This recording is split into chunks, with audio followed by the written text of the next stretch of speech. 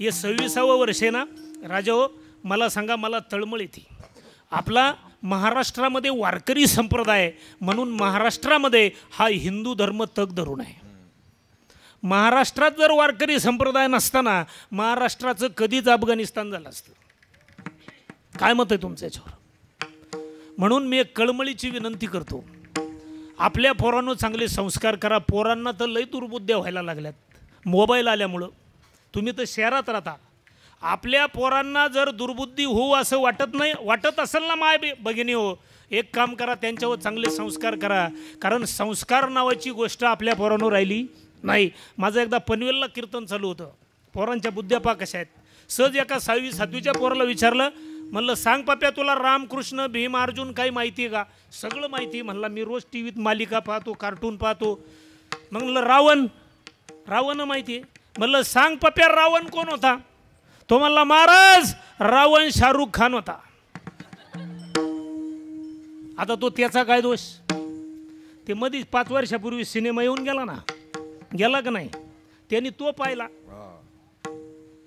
असंच एकदा नाशिकमध्ये कीर्तन चालू होतं, 8वीच्या पोराला विचारलं, म्हणलं सांग बाब्या भारतात सगळ्यात जास्त बर्फ कुठं पडतं? 8वीच्या पोराला उत्तर यायला नको. ते माझ्यापेक्षा एक घर पुढं निघालं. ते म्हणलं महाराज भारतात सगळ्यात जास्त बर्फ आमच्या जिल्ह्यात, आमच्या तालुक्यात, आमच्या वार्डात, आमच्या गल्लीत, आमच्या घरात 10च्या पुढं दारूच्या गल्ला 7 पडतं. आता सांगा त्या पोराचा काय दोष? त्याने ज्या ठिकाणी पडताना पाहिलं ते ठिकाण सांगितलं ना. असंच एकदा मी संभाजीनगरला एक जणाला विचारलं, म्हणलं सांग पप्या ज्या धर्मामध्ये आपण जन्माला आलो, गंगा गोदा कृष्ण कोयना चंद्रभागा इंद्रायणी या 7 नद्यात 7 गंगा माता आहे, नर्मदा माता आहे, चंद्रभागा माता आहे. एखाद्या तरी गंगेची आपल्याला इत्तमभूत माहिती असणं गरजेचं आहे. म्हणलं नद्यांबद्दल काय माहिती आहे? अख्ख्या पाठ आहे म्हणलं गंगेबद्दल अख्खी पाठ आहे. म्हणलं मग सांग गंगा कुठून निघते आणि कोणाला जाऊन भेटते? ते म्हणे महाराज त्यात काय अवघड आहे, गंगा सकाळीच 8च्या बसनं कॉलेजला जाते म्हणला, आणि दुपारच्या सुट्टीत कॅफे हाऊसमध्ये जाऊन मस्तपैकी बसते. बस हा आपल्या पोरांचा अभ्यास. आणि हे कशामुळं माहिती का? कशामुळं? आई रे बैमान दुनिया, आई रे बैमान दुनिया, आई रे बैमान दुनिया, आई रे बैमान दुनिया, आई रे बैमान दुनिया, आई रे बैमान दुनिया, आई रे बैमान दुनिया, आई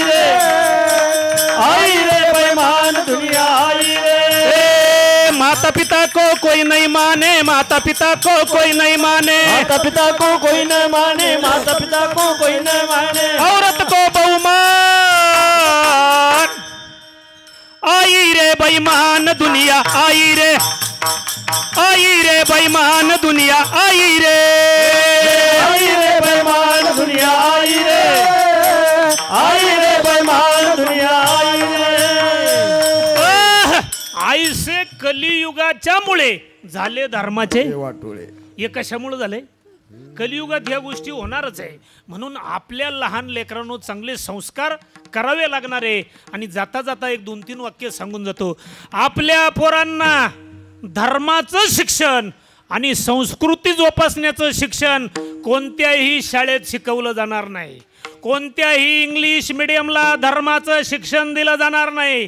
कोणत्याही कॉलेजला, कोणत्याही विद्यापीठात धर्माचं संस्कृती रक्षणाचं शिक्षण दिलं जाणार नाही. परंतु जगाच्या पाठीवर संस्काराचं आणि धर्माचं शिक्षण देणारं एकच विद्यापीठ आहे. त्या विद्यापीठाचं नाव आहे आपला वारकरी संप्रदाय. म्हणून शुद्ध बीजापोटी फळे रसाळ गोमटी, मुखी अमृताची वाणी, देह देवाचे. लहानपणीच आपल्या लेकरांनो चांगले संस्कार करा. कारण आपण लागलोय संपत्ती कमवण्याच्या नादी. मला सांगा किती संपत्ती आपण कमवून ठेवली आणि कार्ट जर बेवडं निघालं, काय करायचं त्या संपत्तीचं? संपत्ती कमवण्यापेक्षा उत्तम संतती कमवा, जगातला सगळ्यात श्रीमंत माणूस बना. म्हणून लहान लेकरांनो चांगली संस्कार करणं काळाची गरज आहे. संस्कार नावाची गोष्ट नाही. आपल्याला सुद्धा फार मोठी दुर्बुद्धी झालेली आहे माय बापा, फार मोठी दुर्बुद्धी झालेली आहे. मला सांगा, आपल्या सगळ्यांचा जन्म कोणत्या धर्मात झाला? महिला मंडळ कोणत्या? हिंदू धर्मात. महाराष्ट्रात मराठी कुळात, संतांच्या भूमीत, राजा मराठी, संत मराठी, वाङ्मय मराठी, ये मराठीच्या नगरी. काय बोलायचंय महाराज. माऊली महावैष्णव ज्ञानोबारायांनी त्यावेळेस 56 भाषा एकत्र केल्या आणि नामा म्हणे ग्रंथ श्रेष्ठ ज्ञानदेवी एकतरी ओवी. काय बोलायचंय महाराज. संत मराठी, वाङ्मय मराठी. आपण या जेवढे जेवढे लोक महाराष्ट्रात वास्तव्य करतात, जन्माला आले, ते सगळे मराठी. म्हणून आपली भाषा बद्दल आपल्याला आदर पाहिजे. ज्ञानाची भाषा आहे, मातृभाषा आहे.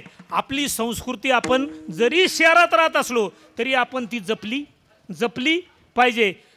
पण आपल्याला दुर्बुद्धी झाली माय बापा. मला सांगा, आपल्या लेकरांनो आपण संस्कारात चुकलो, त्यामुळं माझ्या मत आहे असं वैयक्तिक की धर्माला ग्लानी आली. कारण आपण संस्कार आपण घरातच चुकलोय. तुम्हाला पटवून देऊ का? आपला जन्म कोणत्या धर्मात झाला? हिंदू धर्मात. आपण सगळे मराठी माणसं आहोत. आपली भाषा कोणती? सगळ्यांची मराठी. आपण सगळे घरात कोणती भाषा बोलतो? तुमच्या इथले सगळे कोणती भाषा बोलतात? 100% बोलतात ना. माझ्या एकट्याचं मत आहे, आज या मिनिटाला 90% लोक घरात मराठी बोलतच नाही. काय मत आहे तुमचं? का बोलतात? तुमच्याकडं बोलतात का?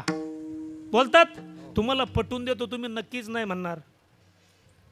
तू इकडे रे, इकडे इकडे ये, इकडे ये इकडे.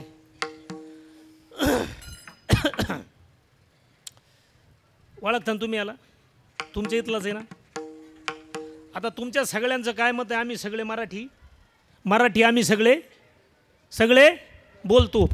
माझ्या एकट्याचं मत आहे 90% लोक मराठी बोलत नाही. बोलणं काळाची गरज आहे. तुझं नाव सांग रे बाळा. यशविन. टाळी वाजवा. यशच्या नावाने जोरदार टाळी वाजवायची. त्याचे कोणी आईवडील या ठिकाणी बसलेला असेल, त्यांनी त्याला रागवायचं. रागावलं तर माझ्याबरोबर यायचं. पुढच्या वर्षी एक महाराज पाहिजे. हो. चालेल ना? तुला भीती वाटते का?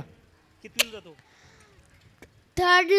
थर्डला जातो. वा वा, छान झाली सुरुवात. यश. सगळ्या लोकांचं असं म्हणणं आहे, आम्ही सगळे संस्कृती जपतो, आम्ही सगळे मराठी बोलतो. आता माझ्या एकट्याचं मत आहे 90% लोक घरात मराठी बोलती नाही. आता मी यश तुला एक प्रश्न विचारणार आहे, त्याचं उत्तर पाठीमाग कोणी बोलायचं नाही, मोठ्याने द्यायचं. हां, आईला काय म्हणतो रे बाळा? आईला मम्मी.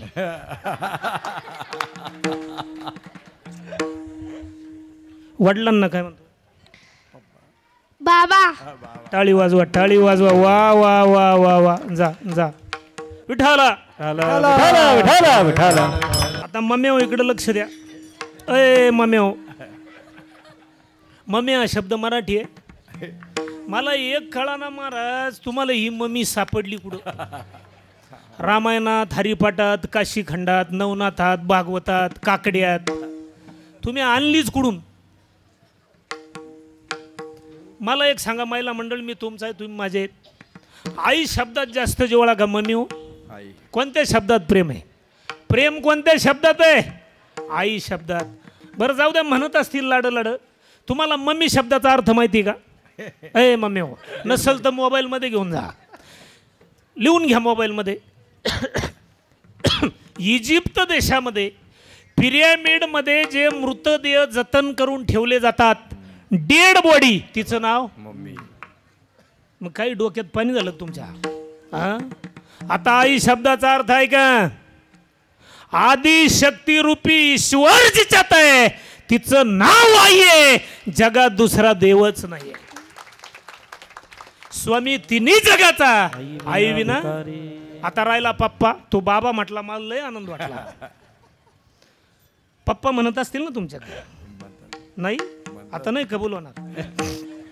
आता ऐका पप्पा हो पप्पाचा शब्द मला सांगा पप्पा शब्दात जिव्हाळा आहे का बाबा तुम्ही तोंडात फक्त मनातल्या मनात पप्पा म्हणा बरं एकदा मोठ्याने म्हणून पा काय होतंय वटाला वट चिकटतो आणि असं 2 फूट थुंका उडतो पप्पा किती त्रास होतो बाबा आदरयुक्त भीती बाबा शब्दाचा अर्थ आहे का बाप रुखमा देवीवरू तो हा विठ्ठल बरवा तो हा माधव बरवा आपला बाप विठ्ठल आहे राम आहे कृष्ण आहे शंकर आहे अर्जुन आहे आता पप्पा खेड्यावरचं जर कुणी असेल आपण खेड्याकडे गेल्यानंतर कोंबड्या माहिती का तुम्हाला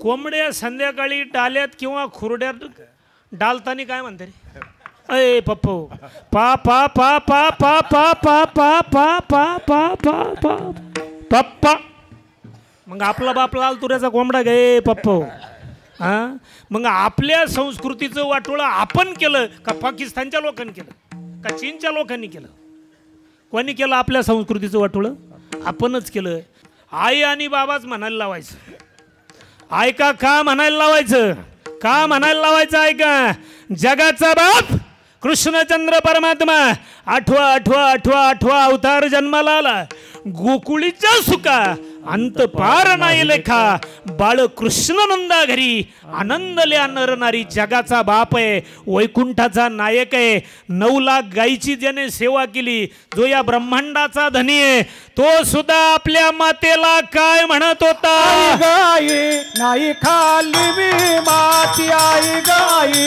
नाही खाल्ली मी आई गाई नाही खाल्ली मी माती आई गाई नाही खाल्ली मी माती बलिराम दादा ओ बलिराम दादा बलिराम दादा ओ बलिराम दादा बलिराम दादा खोट बोलतो बलिराम दादा खोट बोलतो बलिराम दादा खोट बोलतो दादा खोट बोलतो बलराम दादा खोट बोलतो बलिराम दादा खोट बोलतो बलिराम दादा नाही खाल्ली मी माती आई ग आई नाही मी माती आई ग आई नाही खाल्ली मी माती आई ग आई नाही खाल्ली मी माती आई गाई नाही खाल्ली मी माती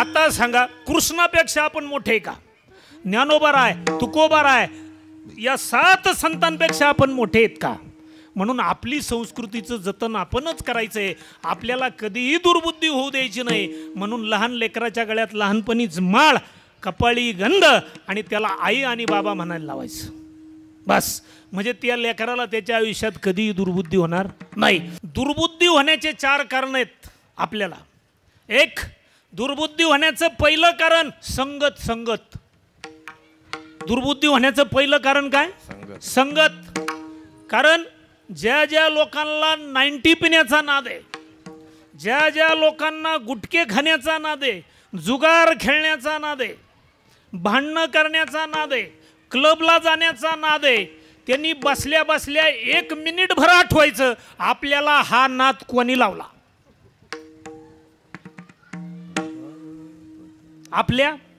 आपल्या मित्रांनी तंबाखूला चुना लावायचं गुटखा अशी टिचकी मारून या पटीत गुटखा टाकायचा 1 डोस पाणी टाकून घ्यायचा नंतर पॅकवर पॅक जाम पे जाम हे आपल्याला शिकवणारे कोण आहे संगत म्हणून संगत सज्जन की करले तेरी अच्छी बने की संगत चांगल्याची करायची करोडपती अवलादीचा मित्र असू द्या परंतु त्याचे संस्कार भंगार असेल ना तो त्या गल्लीनं चालला ना आपण ह्या गल्लीनं जायचं अशा नालायक लोकांची संगत अजिबात करायची नाही वारकऱ्याची करा गंधावाल्याची करा माळीवाल्याची करा नाही जमलं ना ज्याचं आचरण शुद्ध आहे ज्याचे विचार चांगले तो गरीब जरी असला ना त्याच्याबरोबर फिरा निदान तुमच्या आईबापाने जेवढं नाव कमवलंय ना त्याचं वाटुळं तरी करणार नाही म्हणून संगत चांगल्याची करा संत संग धरा तुम्ही हरी भजन करा संत संग धरा तुम्ही हरी भजन करा संत संग धरा तुम्ही हरी भजन करा संत संग धरा तुम्ही हरी भजन करा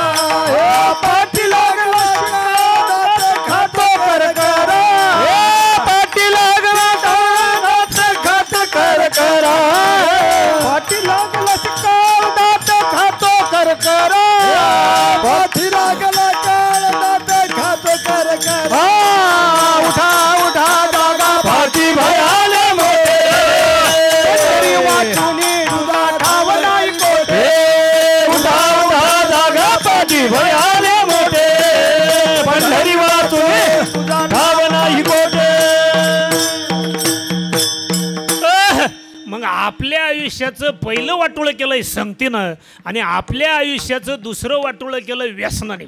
कशाने? व्यसन केल्यावर होतं काय ऐका. व्यसन केल्यामुळं या शरीर 3 गुणांनी बनलेलं आहे. रजोगुणी, तमोगुणी आणि सत्वगुणी. व्यसन केल्यानंतर, मांसाहार केल्यानंतर, दारू पिल्यानंतर, गुटखे खाल्यानंतर शरीरातला तमोगुण वाढतो आणि तो तमोगुण शरीरातला सत्वगुण दाबून टाकतो आणि तमोगुण उत्पन्न होतो. आणि एकदा का तमोगुण उत्पन्न झाला की याला दुर्बुद्धी झाली म्हणून समजा. आणि दुर्बुद्धी मनातच का होते हे बी तुम्हाला जाता जाता सांगून जातो. मन वेगळं आहे आणि इच्छा वेगळी. याच्यात काय? मन वेगळं आहे आणि इच्छा वेगळी आहे. आता तुम्हाला पटवून देतो पहा. आता मी या ठिकाणी कार्यक्रमाला आलोय. माझं काय जे मानधन ठरलं आयोजकांनी त्याच्यात त्यांनी मला 500 रुपये कमी दिले. मला काय येईल? बोला ना. मला काय येईल? राग. परंतु मी काय बोलणार नाही. एखादा अधिकारी आहे, त्याची काही चूक नसताना त्याच्या वरच्या अधिकाऱ्याने त्याला सक्तीच्या रजेवर पाठवलं. त्याला काय येईल? राग. तो राग कुठे येईल? मनात येईल, मनात. मग माझी इच्छा आहे की मी आज या ठिकाणी ठाण्यात कार्यक्रमाला गेल्यावर मला एवढं मानधन मिळणार आहे, ही माझ्या मनाची काय इच्छा. तशी प्रत्येकाची इच्छा आहे. गायकाची इच्छा वेगळी, साऊंड सिस्टीमवाल्याची इच्छा वेगळी आहे, पंगत देणाऱ्याची इच्छा आहे की मला आज पंगत दिल्यानंतर पुण्याचा लाभ होणार आहे, ही त्या पंगत देणाऱ्याच्या मनातली इच्छा.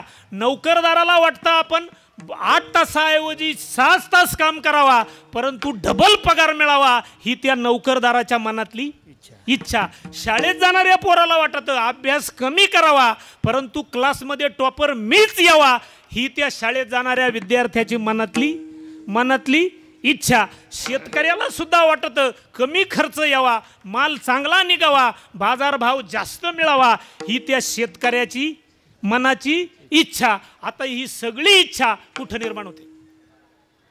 माणसाच्या मनात. आता इथं खटकी बरं का, थोडा मुद्दा किचकट आहे, नीट लक्ष द्या. दुर्बुद्धी कशामुळे होती? मन वेगळं आहे आणि इच्छा वेगळी आहे. ही इच्छा मनात तयार होती. आता मला सांगा, इच्छाचं लिंग कोणतं? स्त्रीलिंग का पुल्लिंग? इच्छा स्त्रीलिंगी आणि मन नपुसकलिंगी. मग घोटाळत इथे.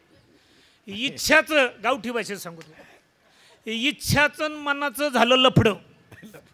काय झालं?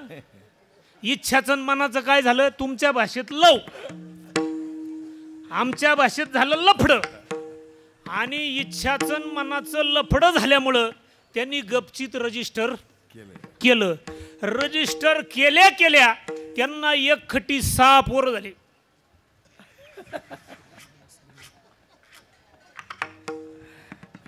किती?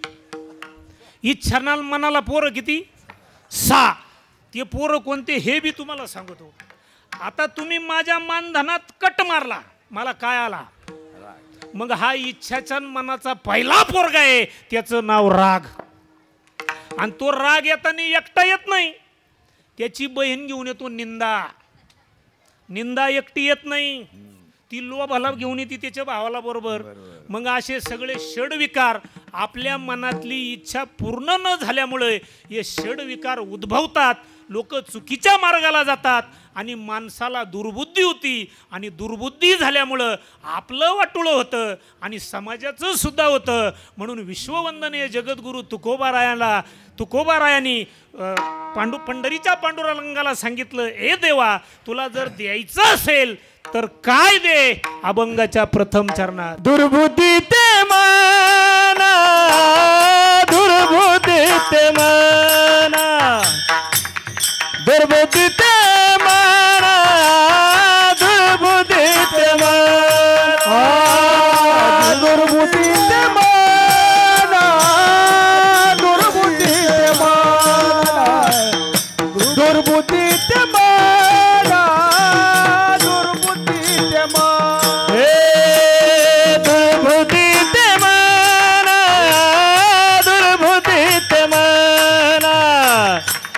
दुर्बुद्धीत मना दुर्बुद्धीत मना दुर्बुद्धीत मना दुर्बुद्धीत मना दुर्बुद्धीत मना दुर्बुद्धीत मना कदाला पदना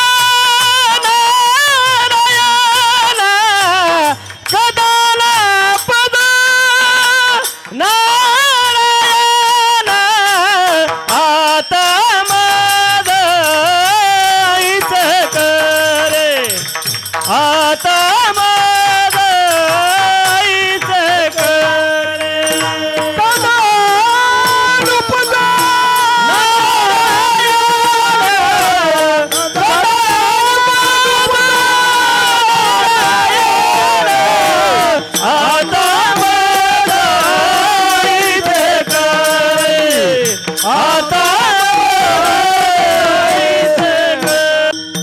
हे देवा माझ्या मनामध्ये कधीही दुर्बुद्धी होऊ देऊ नकोस. हे मागणं तुकोबारायांसाठी नाही मागितलं, तुमच्या आमच्या कल्याणासाठी विश्ववंदनीय जगद्गुरु तुकोबारायांनी जगाच्या मालकाकडं मागितलं. म्हणून आपल्या लेकरांवर चांगले संस्कार करायचे, आपल्या मातापित्यांची सेवा करायची आणि आपल्या प्राप्त परिस्थितीनुसार समाजामध्ये कोणत्याही जाती धर्माचा व्यक्ती असू द्या, माणूस म्हणून त्याच्या दुःख पाहून आपलं अंतकरण द्रवीभूत झालं पाहिजे. ही देवाची सेवा आहे. दगडाच्या देवाला किती सिंदूर लावा, किती त्या दानपेटीत दान टाका, मी तर उलटा सांगणारा महाराज आहे. तुम्ही देवळात अजिबात दान धर्म करू नका. त्याच्याऐवजी कुठं जर शाळा असेल ना, गोरगरिबाच्या पोराला कपडे घेऊन द्या, त्याच्या शाळेची फी भरून द्या, त्याला दप्तर घेऊन द्या, त्याच्या येण्या जाण्याची खर्चाची व्यवस्था करा, बस भाडं भरा. हिची विष्णूची महापूजा अनुभव नाही. मुळात मला सांगा, देव नारळन सोनं नानन पैशाचा भुकेला आहे का हो? अहो ज्याचा कुबेरदास आहे, तुमच्या 10-500 1,000-500 10 रुपयांनी काय होईल? ज्याचा दास कुबेर आहे, जो देण्याचं काम करतोय, त्याला पैशाची गरज काय? तो फक्त भावेचा भुकेला आहे. काही नलगे एक भावाची कारण काही नलगे एक भावाची कारण काही नलगे एक भावाची कारण काही नलगे एक भावाची कारण तुका माने आला तुका माने आलं विठोबाची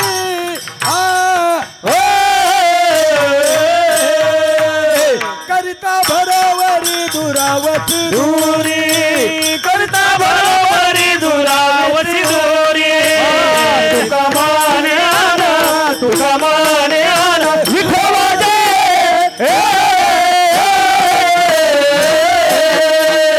करता भरोवरी दुरावती दुरी करता भरोवरी दुरावती देव फक्त भावेचा भुकेला आहे किंवा थोर प्रेमाचा भुकेला हाची दुष्काळ तयाला, त्याला हा दुष्काळ आहे. म्हणून आपल्या लेकरांना चांगले संस्कार केले पाहिजे, मातापित्यांची सेवा केली पाहिजे.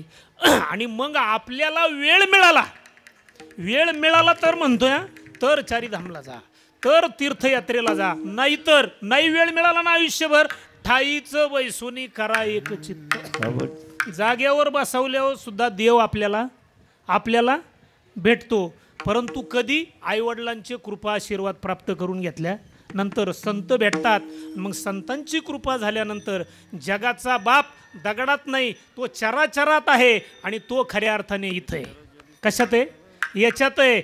आणि याच्यातला देव दिंड्या करून कळत नाही, याच्यातला देव हरिपाठ काकडा करून कळत नाही, याच्यातला देव दान करून कळत नाही. याच्यातला देव कळण्यासाठी नाथ महाराज म्हणतात, हरिप्राप्तीसी उपाय धरावे संताचे ते पाय.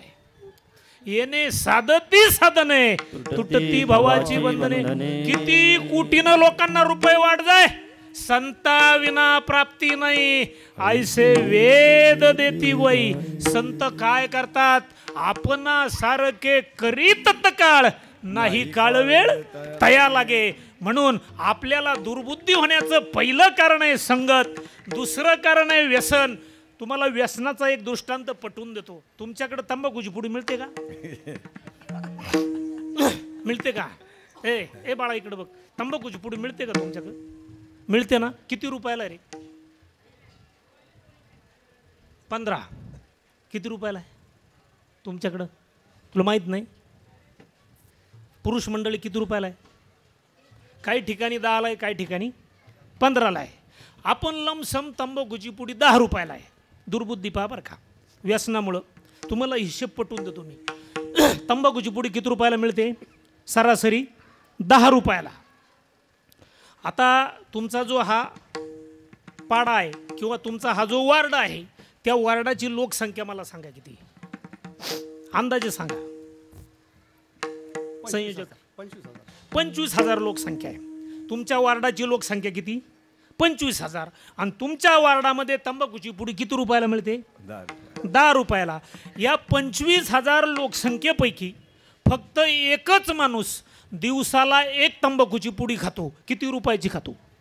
किती? 10 रुपयाची. एकाच माणसाचा हिशेब करायचा 25,000पैकी बरं का. एकच माणूस, जास्त नाही. एक माणूस महिनाभर तंबाखू खातो. किती रुपयाची खातो? दिवसाला 10, 300. किती झाले? तो माणूस 12 महिने तंबाखू खातो. किती झाले? 3,000. म्हणजे एक माणूस एका वार्डात एका वर्षाला 3,600चं खाऊन थुकतो. वार्डही घाण करतो, दातही पाडून टाकीतो, म्हातारपणी कॅन्सर करून घेतो. किती रुपयात? किती रुपयात?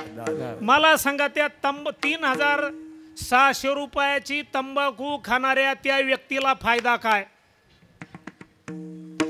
आता आपण तुमच्या वार्डातल्या 100 माणसांचा हिशेब करू. वर्षाचा हिशेब होतो 100 माणसांचा 3,60,000. किती माणसांचा? 100. आता आपण 1000 माणसं तर गॅरंटेड खात असणार. 101%. नाही तर मोजून पहा उद्या सकाळी. त्यांचा हिशेब किती होतो माहिती का एका वर्षाचा? किती? 36 लाख. किती माणसांचा हिशेब? 1000 माणसांचा एका वर्षाचा 10 रुपयाच्या पुडीनं हिशेब होतो 36 लाख. असे 36 लाख तुमच्या वार्डात जर 5 वर्षे वाचवले ना, तुमच्या मंदिराचा कळस सोन्याचा नाही, 5 वर्षाच्या तंबाखूच्या पुडीच्या पैशात अख्खं मंदिर सोन्याचं होईल 10 रुपयाच्या पुडीच्या पैशात.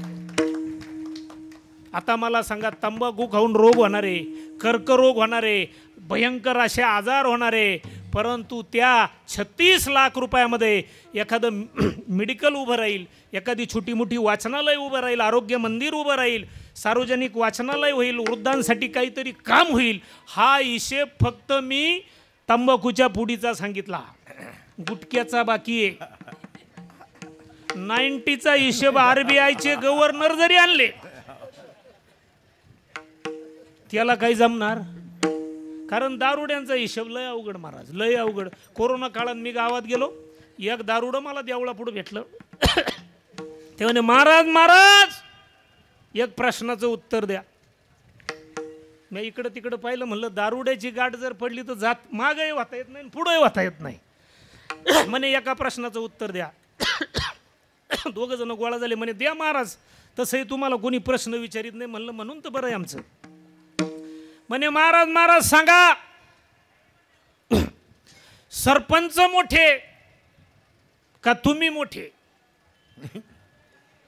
गावात भेटलं. म्हणलं, भाऊ सरपंच मोठा. सांगा महाराज, आमदार मोठे का सरपंच मोठे? म्हणलं, आमदार मोठे. महाराज सांगा, आमदार मोठे का खासदार मोठे? माझी पंचायतच झाली. म्हणलं, भाऊ खासदार मोठे. मग सांगा महाराज, खासदार मोठे का मुख्यमंत्री मोठे? म्हणलं, मुख्यमंत्री मोठे. मग शेवट सांगा महाराज, मुख्यमंत्री मोठे की पंतप्रधान मोठे? म्हणलं, पंतप्रधान मोठे. मग आता सांगा महाराज, आम्ही तुमचं ऐकायचं की पंतप्रधानाचं ऐकायचं? मी म्हणलो आता ते या देशाचे प्रथम नागरिक आहे, त्यांचंच ऐकलं पाहिजे. मग द्या टाळी महाराज. म्हणलं घ्या टाळी. म्हणलं आम्ही पंतप्रधानांचंच ऐकतो. मी विचारलं अरे ऐकतो तरी काय? त्यांनी सांगितलं पंतप्रधान रोज टीव्हीत सांगतात, प्यारे देशवासियो, प्यारे देशवासियो.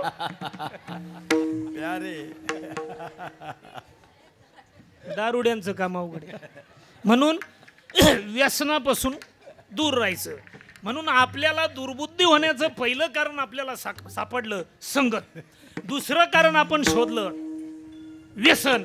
आता तिसरं कारण, महत्वाचं कारण, सिनेमाच्या मालिका, सिनेमे आणि टीव्हीच्या मालिका आणि मोबाईल. या 3 गोष्टीनं जेवढं आपल्या बुद्धीचं वाटोळं केलं ना जगात, तेवढं कोणीही केलं नाही. मालिका तर लय खास हो. इतक्या खास मालिका आल्यात. तुम्ही पाहतात ना सगळ्या महिला मंडळ मालिका संध्याकाळच्या. मला सांगा, त्या मालिकेतून आपल्या मेंदूत परिवर्तन होऊन जीवन जगण्यासाठी काहीतरी बोध मिळेल असं काय मालिकेत राहतं मला सांगा बरं तुम्ही. लय खास मालिका आहे. सून सासू धावती, सासू सुनावर धावती, सुनाचं सासूचं भांडण. अशा जर भांडणाच्या मालिका आपण पाहिल्या, घर कुटुंब टिकतील का? सिनेमात लय खास आलेत. एकच नट 150 जणांना एकटाच हानीतो, एकच. मग तो कोणत्या तालमीत होता? मला ती तालीमच सापडली नाही अजून. म्हणलं पाहू, आम्ही रिटायरमेंट झालो, पाहू घेऊ थोडंफार प्रशिक्षण. मला सांगा, हे सगळं मायाजाळ आहे. जर एक नट 50-100 जणांना जर एकटाच हानीत असला, भारत सरकारला मिलिटरीत जवान भरती करायची गरज आहे का? त्यांनी असे 4-2 नट सोडून आले असते ना पाकिस्तानच्या बॉर्डरवर, हक्क हाणून आले असते. काही गरज आहे का? हा सगळा टाइमपास. तुम्ही चित्रपट पहा, सिनेमा पहा, मालिका पहा, आध्यात्मिक पहा, धर्माच्या पहा, जेणेकरून ते पाहिल्यानंतर आपलं मेंदू शांत होईल, आत्म्याला समाधान लाभेल आणि जीवन जगण्यासाठी एक पॉझिटिव्ह एनर्जी आपल्याला मिळेल. असं आपण पाहिलं पाहिजे. मोबाईल तर लय खास महाराज. मोबाईलनं सगळ्यात जास्त, मोबाईलला मी नाव नाही ठेवत बरं का, मोबाईल हे जगातलं ज्ञान देणारं अतिशय प्रभावी माध्यम आहे. मोबाईल अजिबात वाईट नाही, फक्त आपण त्याचा चुकीचा वापर केलाय म्हणून तो वाईट झालाय. त्याच्यात महिला मंडळ तुम्ही तर आघाडीवर आहे. काय झालं, मोबाईलचा परिणाम पहा बरं का, सवय किती वाईट राहते. डॉक्टरशी चर्चा करत होतो मी एकदा दवाखान्यामध्ये बसल्या बसल्या. एक माता भगिनी अशी डोक्यावर पदर घेऊन डॉक्टरला कान दाखवत होत्या. डॉक्टरला काय दाखवत होत्या? कान. लाल चट्टी अशा भाजल्यागत खुणा होत्या. डॉक्टरने विचारलं, मावशी कानाला काय झालंय? मलम बिलम काही औषध काही गोळ्या लिहून देता येईल? मावशी माझ्याकडं पाहिजे, डॉक्टरकडं पाहिजे. अहो मावशी सांगा. त्या परत माझ्याकडं पाहिजे, परत डॉक्टरकडं पाहिजे. मी उठलो आणि बाहेर जाऊन बसलो. डॉक्टरनी चिठ्ठी दिली, मावशी मेडिकलमध्ये औषधं आणायला निघून गेल्या. मला कुठं दम पडतोय, मी परत आत घुसलो. म्हणलं खाऊ डॉक्टर, लोकांना सांगायला उपयोग होईल. त्या मावशीच्या कानाला काय झालं ते? तेव्हा त्या महाराज काय होणार रे, सवयीचा परिणाम. म्हणला कानाला काय सवय? बोललं ऐका येत होतं का म्हातारीला? म्हणे काय नाही महाराज, मावशी सकाळी सकाळी नाताच्या चड्डीला इस्त्री करीत होती आणि मावशी का असा फोन होता असा, आणि इस्त्री करता करता त्या फोनची रिंग वाजली. मग रिंग वाजल्यानंतर मावशीनं गडबडीत फोन उचलावा का इस्त्री उचलली, इस्त्री घेतला, कान बाजून. एवढे लोक डोक्यातून गेलेत. म्हणून कोणताही पदार्थ, कोणतीही वस्तू आती झाली का तिचं विष तयार होणार आहे. म्हणून आपल्याला तिसरं जे माध्यम आहे, आपल्या ज्या दुर्बुद्धी झाली ते तिसरं माध्यम आपल्याला सापडलंय, टीव्हीच्या मालिका, सिनेमा आणि मोबाईल. आणि चौथं, आपल्या समाजाला दुर्बुद्धी होण्याचं चौथं जबरदस्त भयानक कारण राजकारण. लई किडा आपल्याला राजकारणाचा, मोकार किडा. आता मला पाकिट घ्यायचंय म्हणून मी बोलत नाही, परत आल्यावर बोलन. तुम्ही यूट्यूबला पहा कसं राहतंय राजकारण. आणि आपण तर महाराष्ट्रात ह्या 2 वर्षात आपण काय पुण्य केलं असन, ज्यांनी ज्या गटाला मतदान केलं ते मुख्यमंत्री झालेत का नाही? म्हणजे कोणचंच मतदान वाया गेलं नाही. मग मला सांगा, ही लोकशाही का? ही लोकशाही आहे? आपण आपल्या अंतःकरणाला स्वतःच्या सतसत विवेकबुद्धीनं विचार केला पाहिजे. लोकशाही जर या देशामध्ये टिकवायची असेल ना, इथून पुढं 50, 100, 1000, 500 घेऊन कधीच मतदान करू नका. तेव्हाच्या राष्ट्रामध्ये लोकशाही जिवंत राहील. मत हे दान आहे, अन्नदान आहे, कन्यादान आहे, धनदान आहे, वस्त्रदान आहे, ज्ञानदान आहे. तसं मत सुद्धा दान आहे. आणि जो माणूस उभा राहिल्यानंतर पैसे वाटीत असेल, दारू वाटत असेल, बाटल्या वाटीत असेल, धाब्यावर नेत असेल, बारमध्ये नेत असेल ना, त्याला कधीच मतदान करायचं नाही, कधीच नाही. अरे हे रक्त छत्रपती शिवरायांचं आहे, धर्मवीर संभाजी राजांचं आहे आणि हे रक्त धर्मवीर आनंद दिघे साहेबांच्या विचाराचं आहे. म्हणून आपण विचार केला पाहिजे. मतदान करताना सुद्धा जात पाहू नका, पात पाहू नका, पक्ष पाहू नका, संघटना पाहू नका, गट पाहू नका. ज्या व्यक्तीच्या मनामध्ये धर्माविषयी प्रेम आहे, गरिबाविषयी कळवळ आहे आणि त्याचं हृदय, अंतकरण दुसऱ्याचं दुःख पाहून अंतकरण द्रवभूत होतं ना, अशी व्यक्ती कोणत्याही जाती धर्माची आणि कोणत्याही पक्षाची असू द्या, त्याला डोळे झाकून मतदान करा. तीच व्यक्ती वार्डाचा, तालुक्याचा, जिल्ह्याचा आणि राज्याचा विकास करू शकते. म्हणून चौथं आपलं वाटोळं कोणी केलंय? राजकीय लोकांनी.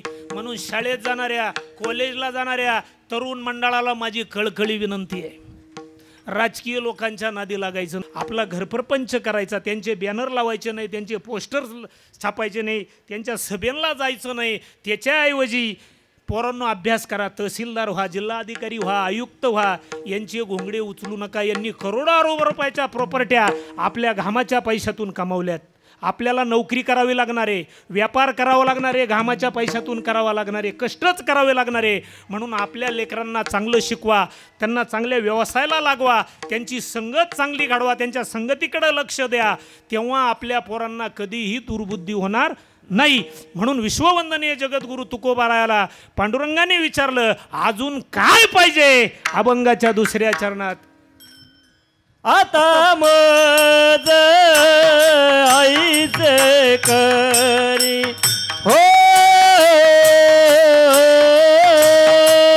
आता मज आईचे करे हो,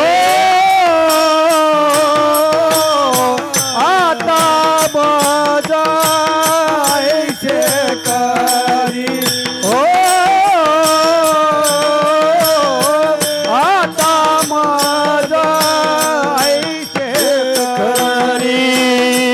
तुझे पाय चित्ती धरी, तुझे पाय चित्ती धरी, आता माझा आईचे करे, आता माझा आईचे करे.